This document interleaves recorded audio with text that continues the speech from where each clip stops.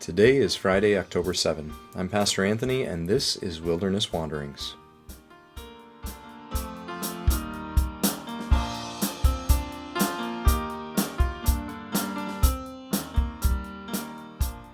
Today our text comes from Psalm 111.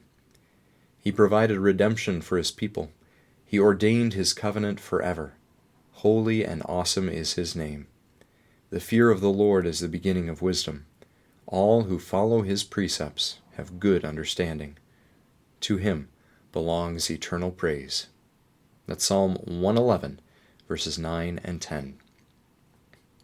This psalm praises God for his great works, two of them mainly: God's work of fulfilling his covenant of promise to Abraham, and God's work of giving his covenant of law to Israel. Many of the works named in the first part of the psalm correspond directly to God's work of saving Israel from Egypt, providing for them through the desert, and bringing them safely into the land of promise. Our God is a God of redemption, faithful to his covenant and promises.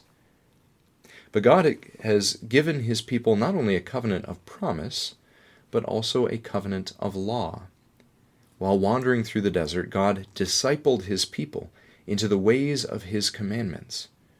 Commandments that, over many long years in the desert, the people learned to quite literally walk out in their lives day by day.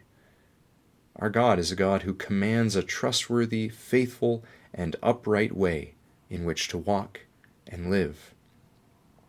The beauty of this psalm is that it draws both of these great works of the Lord together, both his covenant of promise and his covenant of law, and then reflects on them.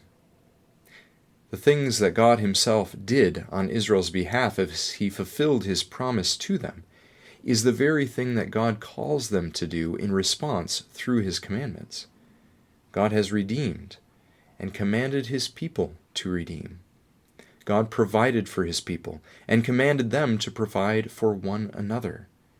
God has been faithful and commands his people to be faithful. God is trustworthy and commands his people to be trustworthy as well. We have been taught to pray, "Your kingdom come, your will be done, on earth as it is in heaven." This psalm would suggest that the way to know, understand, and live the kingdom and will of the Lord is to watch what he himself has done and to follow in obedience after what he himself has commanded. For the fear of the Lord is the beginning of wisdom when it comes to his ways. This fear of the Lord is also the beginning of praise. When we watch and learn from the fearsome and marvelous deeds of the Lord, and when we follow his precepts, we cannot help but say thank you. We cannot help but marvel at the way he lovingly saves and mercifully provides for us, and so return some awe and wonder his way.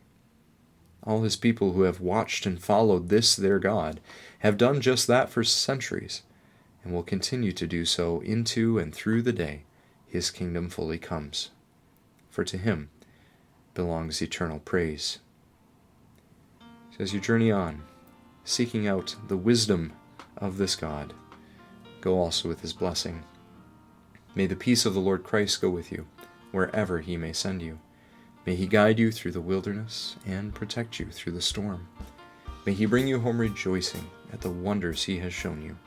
May he bring you home rejoicing once again into our doors.